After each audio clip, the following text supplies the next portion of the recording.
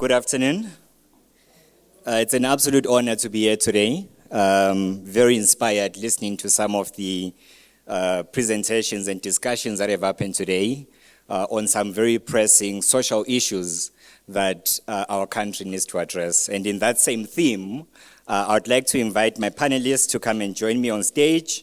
I'd like to invite Gugu Mthembu from Telkom, CMO at Telkom, Tracy, CMO at Payflex, Zandile, CMO at Solu Group, as well as Stembile Ndaba from SA Tourism. So thank you very much for joining us and for making time. In the interest of time, because we do need to catch up, we'll go straight into our discussion today. The big question is, how can we create more opportunities for the youth and create jobs at scale? So as marketing leaders in your own rights and the different organizations that you represent, there's a few questions that we've put together to try and get into unpacking some of these important topics. Let's start with Tracy. Tracy, from your experience, what are some of the most pressing initiatives to create jobs? So I have two thoughts on this. So I think the first is, as a country, we can't have an ecosystem without the mindset of our, I suppose, corporate leaders. So, what makes a corporate leader want to create jobs? And I think, unless we're going to throw billions at a marketing cafe that's going to hit the heartstrings of the capitalists, I'm not sure that that's the way. So I think the ecosystem or the environment needs to have some level of incentive. And whether that's looking at existing regulation and kind of relaxing some of the regulations or putting new policy in place that incentivizes businesses to kind of either grow or work together, work with startups where new jobs are available. I think that's the way for me how I would look at this. And I also think, this is personal experience, and Gugu and I were chatting about this earlier, there's definitely a gap between the people that are coming out of universities and their ability to work in the workplace. And I think a very well-managed or well-structured internship programs with some of the bigger companies, that would really make a big difference to retaining that young talent and training them up to be, I suppose, astute professionals. Yeah. So nice segue, you and Gugu having the conversation. Maybe let's get a bit of insight from Gugu as well. Sure. I think probably I'll speak being in the technology space from a tech perspective. I guess one of the areas that we've seen that contributes significantly in terms of job creation is digital inclusion.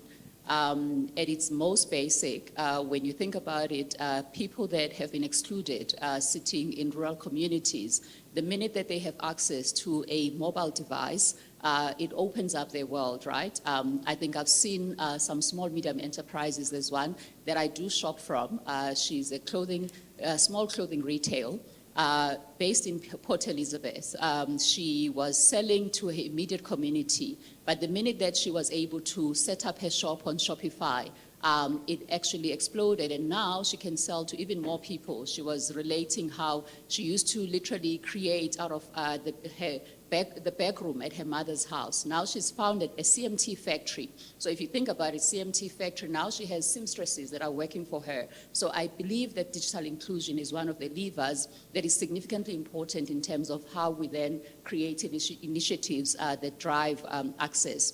But also, most corporates have some form of enterprise supplier development program. And I think more than having an ESD program where we take entrepreneurs through internship, mentorship, access to funding, it's also about access to the supply chain. Oftentimes, we build them up, we train them up, we mentor them, but then they are left with all of these skills that they cannot apply because they don't have access to the supply chain. And when you think about large corporates, if we don't change our policies, to Tracy's point, and make our policies enabling to absorb small, medium enterprises, if we don't change our policies to make sure that our procurement is a bit relaxed in terms of payment terms and all of those different things that go around supply chain, then we omit them and we leave them out. So I think initiatives that talk to policy, initiatives that talk to digital inclusion, and initiatives that talk to backing up entrepreneurs are one of the areas that I believe helps in terms of alleviating these big issues that we face in terms of youth unemployment in the country. Yeah, some very interesting points that you bring there. Obviously, skills is one of them. You touched a bit on access to suppliers in a supply chain, but more importantly, I think the digital inclusion point is so important. I mean, tech is such a force in leveling the playing field now, right? I mean, for example, access to work is not just constrained to geography, right? Access to technology does take away some of those barriers. I was actually having a chat with Zandile outside around this question of young people wanting to get into tech, right? Maybe Zandi, let's bring you in there and just touch a bit on what advice would you give to youth that are looking to get into the tech space? Sure, thank you. So I think the biggest thing is that historically we've seen, in the past where tech people were known as tech people, creative people were known as creative people. And we're at a time now where we're seeing this really big convergence of tech and creativity. And if I think about it from the marketing perspective, we have platforms that do our digital, engagement, our data analytics, AI, automation, all of these tech platforms that are assisting us to get in front of our clients, right? But the really important thing and how we win as marketers and as businesses is when we have human creativity. Because the human comes in and makes sense of what that data is saying and makes sense of why are people actually engaging with whatever it is that they're engaging with, right? So we can't always sit on one side of tech and not think about the other side. So what I would say to young people is, one, think about yourself as out of this box. Don't think about yourself as either being a creative person, a people-focused person, or a technology-focused person. When you bring all of those things together, that's where the sweet spot actually is in the time that we live in, right? And I think with that being said, you need to then, as a young person, think about what problem are you solving in the environment that you're in. So even if you're not in the workspace, what is it that's happening in your environment? And the best example that I can use, and I hope that all of you know about this story, but there were two young men in Limpopo last year that created a platform using a computer. You know the computer with the old ones with the big... Yes, yeah. And they used it to create access to educational platforms for the people within their rural area, right? And that's just such an example of, one, using tech, yes, but also solving real life problems. So before you get into the workspace, think about the problems that they are and how can the tech that you have, and there's so many free platforms. That's the amazing thing about the time that we live in. So use these free platforms and solve the problems that you can. And I think, Zandile, you raise such an important point. It's access to education or knowledge, more importantly, is not just confined to a university today, right? There's so much access, free access on the internet, right, that can empower young people to gain access to skills that they otherwise wouldn't gain access to. So thank you very much for that. I want to bring Stembile into the conversation as well. I guess part of what our other two panelists touched on was the importance of enabling and supporting entrepreneurs, right? And I think an important question is, how can we grow more proudly South African brands like a Discovery or a Nando's who become world leaders in their niche and create job opportunities?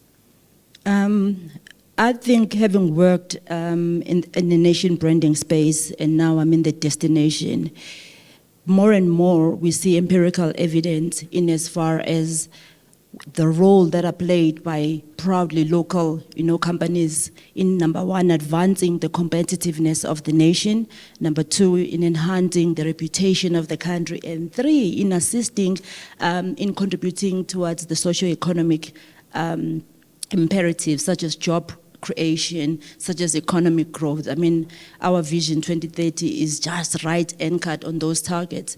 And I believe the role of your Nando's, of your Discovery, has played a very crucial one, including the financial institutions, by the way, that have branched outside of South Africa, not only just in job creation, but in ensuring that the identity of the country, the values of the country are encapsulated within their brand promise. So how do we promote more of those? I think there are programs that are in place that actually stimulate and encourage entrepreneurship who are startups at this stage, but 10 years later can become massive businesses. An example would be there's TOIP done by our brother Pat, where he recognizes and celebrates small entrepreneurs. Some of those small entrepreneurs are no longer small. They've literally built their brands. I'm talking about the legend Baba, which was also one of the guys that was celebrated. So what is the vision? The bigger picture is inculcating a spirit of locally produced, so that we can win beyond just a conversion of job creation, but we are advancing the economy. When we are advancing the economy and the country's reputation, the chances are the world will respond and want to plow their investment in South Africa. A second example is the 100 brands that are celebrated by Brand Africa on their study. Your Tepo jeans are there, your Portia for the skincare, they are there, and those are locally produced. We can say they're small, medium enterprise, ventures, but the truth of the matter, they are employing, they are creating innovation. They are in the ecosystem of transforming the economy. So the support that is much needed, it is going to come from the private sector. It is going to come from the public sector as well, in the sense of capital injection, in the sense of support and of policy as well. So in line with my panelists, I agree that policy follows strategy. Absolutely. And everything else can be successful in that way. Yeah. Absolutely, and I think Mr. Chivambu touched on that the economy cannot produce enough jobs, right? So I think entrepreneurship then becomes key, and obviously we want these small SMEs to become multinationals one day that spread into other parts of the world as well. I think Zandile, we had a bit of a chat around the same question as well. Outside, I want to bring you in on that same question that I just asked. Sure. So I'll come in on two levels, right? I think the first level is the brand level. And if you look at, a Nando's, if you look at a Discovery, there's something that they are telling the world that is outside of just having low cost. And I think as brands, what we need to, as brands and businesses, what we need to do is think about, are we only coming in from a competitive perspective because of our cost? Or are we coming in because there's something else that we're offering, right? Is there a story that we're telling that surpasses kind of people's memory? People are not going to forget about you, right? The brand experience that you have. Are you creating something that's authentically South African? And to your point around reputation, it's our job as the people that sit on this panel to bring South Africa into everything that we say. And I guess that introduces the second level of what I want to talk about. So I work for a BPO, which does business process outsourcing as well as global business services. And what we're seeing, right, is that we have very big multinational companies that are coming into the country, sorry. And my job is essentially to make sure that South Africa, it looks like and is presented as a country that is lucrative and that people want to come here, right? Which is why then they bring in the multinational companies and we service them from a global business perspective. And the reason why I'm mentioning this, right, is because a lot of the businesses that we're seeing coming in have really invested in branding their countries, not just their businesses. And I think it's extremely important for us as brand people to not just live at a product and a service level, but also live at a country level. So in the campaigns that we're bringing out, are we talking about what authentically makes South Africa South Africa? Are we talking about what makes us proud of being South Africa? Because a lot of these really big multinationals that come from your Poland, your all of America, whatever it is, they are very good at doing that. So I think while we're trying to do it at that brand level, let's bring it up, right? Let's as brand people, marketing people, almost make a promise to ourselves and to our country to elevate how we are viewed. Because I think if we asked anyone in this room, what do you think South Africa is actually viewed about? I think we'll all say something completely different. Whereas in other countries, it's very easy. You can just say, oh, they're known as digital natives. They're known for the production that they have in this. So if you think about something like China. So I think it's really important for us to now, wear the pride that we have on our sleeves and bring it into the corridors of the businesses that we work in. Yeah, I really like what you just said and what Stembile said about locally relevant and locally authentic. I've got 2 young daughters that are just about to be teenagers. And what I find fascinating is when they talk about brands, they are not talking about international brands. They find locally relevant brands very appealing, right? So local is cool, and I guess there's a space there for entrepreneurs to exploit and leverage. So thank you very much for that. I just want to maybe switch gears and get a bit into what the work that your different organizations are doing, right, in helping entrepreneurs and SMEs grow the business and create jobs, right? And I think you touched a bit on it when you spoke about what Telkom is doing and some of the initiatives. Let's get a bit into that detail. Maybe let's start with you, Kuku, and just get a bit more detail in that. Sure. Development of small, medium, micro enterprises is very essential for the sustenance of this country. For us to sustain the growth and momentum in terms of economic growth, it's quite important that we don't leave SMEs out or aside, right? And that they are part of the ecosystem that we build with and build for. So one of the key things that we established as Telkom is a program we call Telkom Future Makers. It's one of the initiatives, not the only thing.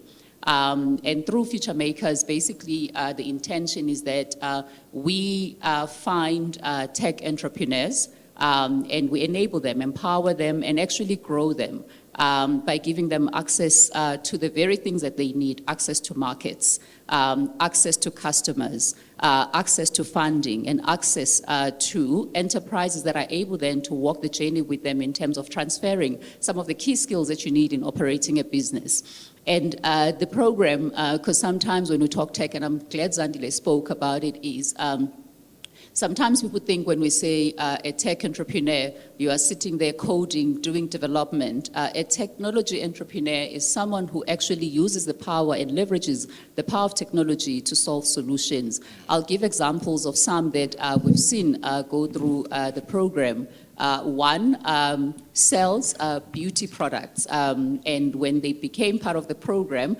it was about scaling their business using technology. It started off as app-based, and I'm not going to mention the brand particularly, but I've seen their expansion. They've been opening physical retail across the country because they've actually started out from an app where they were empowered to use technology to reach a broader market, and then they realized the demand. Through analytics, they figured out where are most of the sales coming from. They realized, oh, we need to set up a shop in Fourways Mall as an example. And I think over the years, we've had about 65,000 jobs, direct jobs created out of the program, and I think expanded to about 229,000.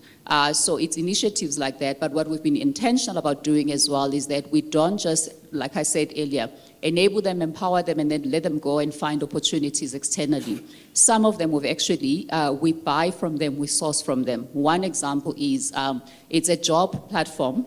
So an entrepreneur that created a job platform where young graduates can then access job opportunities. I actually, in my digital marketing team, have a few of the contractors that we've placed in the team through that particular entrepreneur. So we, after having seen what they do, what we do is we take Future Makers, all of those entrepreneurs, through the entire organization, and we say to all the senior executives, is there a buyer for this service within the organization? And then we find buyers internally before they go find buyers externally. And that way we are able to leverage and use some of their services. Beyond that, some of the conversations that we have, because I'm in the marketing environment and we have agencies, you find that most agencies, as part of BEE development, they incubate smaller agencies. Some of the conversations we've had over the years is, it's not just about charity work, it's not just about incubation. You need to grow them so that they can stand on their own.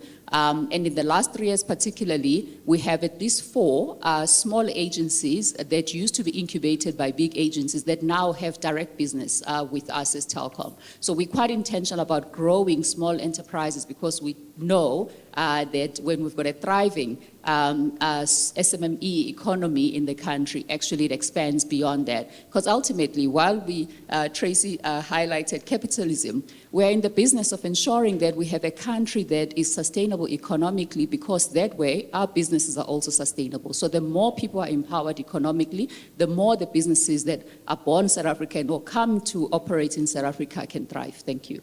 Lovely. So access to market is obviously absolutely important, and thank you for that. And Tracy, let's bring you in on the same question. So I love this question because Payflex at its core stimulates that kind of entrepreneurial spirit. You know, it's small businesses that use Payflex. Not only are they, you know, it's not only a frictionless payment method, it's a buy now, pay later. So for those who don't know what buy now, pay later is, it's an interest-free installment-based payment method, which allows people to, so it's not revolving credit, there's no interest, and customers can make manageable purchases over a finite period of time. So for example, 3 months. And this allows people to make purchases from, say, an entrepreneur or a startup business that they might not have previously been able to make. You know, if it's something that costs like, you know, couture, local couture can be quite expensive, but it becomes affordable and manageable if you can access it with a payment method that's interest-free. So not only that, but Payflex also offers its ancillary services that allow businesses to access more customers. So if you have this kind of corporate partnership, you can access millions of customers through a method like partnering with something like a Payflex that you might not have had access to before. You can also advertise with them. You can also access merchant funding. There are so many opportunities for startups and entrepreneurs to grow when partnering with interesting businesses like this. And I think it's a young business. Payflex has only been in this country for 8 years. And I think that speaks to how much BNPL has grown in the last 8 years. It's massive. And that shows what an appetite the market has to make these kinds of purchases and to support local industry. So I think, yeah, if you can identify the types of partners that your business can access customers and just growth, there's a good shot at success. I think you touch on such an important point as well, because one of the key challenges that entrepreneurs have is managing these payments, right? And I think it's such an important point. We're getting towards the end before we start getting told to hurry up. I do want to ask a question about what skills are required for future leaders, right? Because I think a critical conversation, especially if you talk about young people that want to access, whether they're accessing the workplace or they're creating their own businesses, I think leadership is an important sort of topic. And maybe some comments around skills. What advice would you give? Maybe Stembile, let's give that one to you. Well, let me answer this through the lens of Stembile. Yeah. I think there has to be a glue that binds leadership with people skills. So you have to be people-centric as a leader, not necessarily more heavily weighted on the technical part. And I say this because what creates winning businesses is the fiber of the values that are lived by the people. And I think most leaders tend to disconnect from that. In fact, I am reminded that of a formula that one of my bosses in this short memory lane that I've lived on this earth, he once said to me, Stembile, as a leader, if you remember, that P1 plus P2 equals C4L. Simply put, he was saying, the first P with the 1 is personal touch, plus the second P with the 2, passionate people, wins you customers for life. So ultimately, you can have employees for life if you subscribe to that school of thought, that it's all about people, it's leading with empathy, and values-based leadership that does not change when circumstances change. Thank you. Lovely. Okay. Zandile, do you want to take that one as well? Sure. I think just to build on your point, right, I think we're in a place in the world, right, where technology is taking over. AI has been the buzzword for everybody. And I think a lot of people focus on the tech side from a leadership perspective. I think I speak for a lot of people in this room when I say we've been in the corridors of the boardrooms and somebody says, are we using AI yet? You know? And I think with all of that happening, I think it's extremely important for the CEO as well as other leadership, the other parts of the leadership, to be human-centric, right? And twofold, to be human-centric as a person, right? To understand the impact, what impact does this tech actually have on our workforce? Being really intentional in finding out what is it actually doing to the workforce. Secondly, what is it doing at a customer level? Because there's so many, I think all of us, if I talk about a bank or any of those kind of services that we all use, all of us can talk about one thing that we are not happy with when it comes to tech, right? So tech can help us along the way, but we must always make sure that we go back to that human part of ourselves. And then secondly, I think they need to be extremely adaptable. I think AI has come in and shocked a lot of us. And I think we're still going to be shocked. I think there's going to be a lot of other tech that comes up. I mean, agentic AI has come out. I think there's going to be a lot that's coming out. And I think as a CEO and as a leader in this time, you need to be extremely adaptable. You need to be in touch with the research and what's going on around those pieces and not jump on every single kind of buzzword that comes up because it's not going to align to your strategy, right? And I think that speaks to the third part around it. We're sitting at the cusp of an era where we need to be more strategic than we've ever been. And that strategy needs to be more adaptable than it's ever been. I think we've all seen in the offices, they'll say we've got a three-year strategy, a 5-year strategy. It does not make sense for us to have a 3 to 5 year strategy in our businesses when we have things like AI that are working. What we were doing with AI last year is not the same as what we're doing with AI this year. So we need to have CEOs and leaders that are extremely adaptable and always remember what the bottom line is, essentially. But also, I think, like I said, from a personal perspective around the human-centered thing, I think our CEOs also have to create spaces, right? We can't just leave it to the government anymore. The CEO has to be the driver of creating jobs and giving access to people that would never necessarily have access in technology jobs, whatever job it is. So, yeah. I did suspect that technology would be front and center of our conversation today, and rightfully so. I think it's such a disruptive force that if you don't have a plan on how you're going to approach it, it can be very destructive. But it's also, as I said earlier on, levels the playing field, because then it creates access to smaller players that would have never had that access, because the way tech is set up today, cost is not just the barrier, because obviously you can consume a lot of services on demand. But I think in summary, in just summarizing our conversation today, I think there's one important point I want to make, and then we're going to close off with Tracy and Google giving us snippets on advice for youth wanting to enter tech, because I think that's very central to the chat we've had today. But the point I wanted to make is that I think you said it earlier on, Zandile, that tech can never completely replace the important role that humans play in any business. I think tech is very important in maybe one, solving problems. Every company that invests in tech wants to solve a problem, they want to create new opportunities, they want to run more efficiently, or they just want to create new revenue streams, right? But the role of people remains central. So the aim is really to move those repetitive tasks, monotonous tasks that tech can do to machines, and leave people to make the decisions that really matter, right? And I think because every young person wants to know how to get into tech, that's the most common question that I get from young people everywhere I go. So let's end off with Tracy and Kuku. So advice that you would give to young people looking to enter the tech space. Well, I think it's been said on the stage, right? The first one is, why are you wanting to get into technology? So the why must be much bigger than the what. And part of the why is tech is there to solve solutions, right? So identify which part of technology you want to play in, because tech is broad. Tech talks to infrastructure, tech talks to cybersecurity, technology talks to digital services, right? So identify what particular area.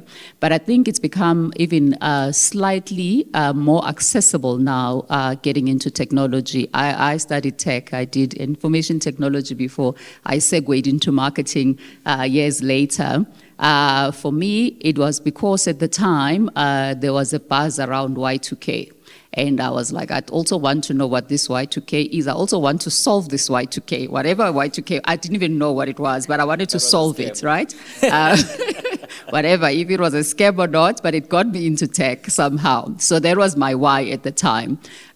So there's platforms nowadays that give you access. So AI, if you want to know a part of AI, because AI is broad on its own, right? You want to know machine learning as an example. You've got a lot of free platforms. Zandile spoke to it.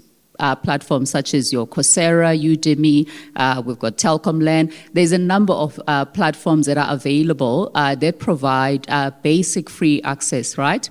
And then, of course, then you incrementally build on top of that until you have some level of certification that you can apply. I think nowadays, if you think about tech workforce, you have people that literally are looking for someone with a particular skill of tech, not a full degree. I think things are changing so rapidly that while degrees are important, you're finding that in the tech space, actually, we are buying based tech skills based on particular needs and services. So project may just require people who are machine learning experts. So use what's available to build or expand a particular skill within tech and then use it ultimately to solve particular problems. So I think it starts with that, being intentional about which area or what do you want to do with this tech once you are in it, and then which area of tech you believe then you can add value in. Because when you try to learn all of it, like now, AI, like I say, is very broad. I probably have access to one or two elements of AI, but there's probably an array of things that you can do with AI. So I think it's just about that, is know why you want to be in it, and then also identify which particular space in tech you can add value in. So I think, you know, for young people to enter tech, there's kind of two things that come to mind immediately, and a lot of my fellow panelists have already spoken about this. But the one, you know, 5 to 10 years ago, we would sit in conference rooms like this and we would talk about Africa leapfrogging the rest of the world with tech because of needs. Look at M-Pesa, look at Flash Mobile. There were needs that South Africans and Africans had to overcome, and they had to build something that met the needs.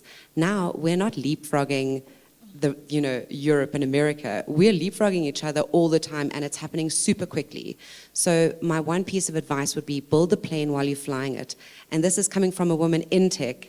If you wait, someone's going to do it quickly. They're going to do it within a week or two. So you have to do it now. And the second point is you really have to be creative. You know, I sit and I look, among my peers and go, this is incredible what these people thought of. Like, how did they even kind of divine this brilliant tech idea?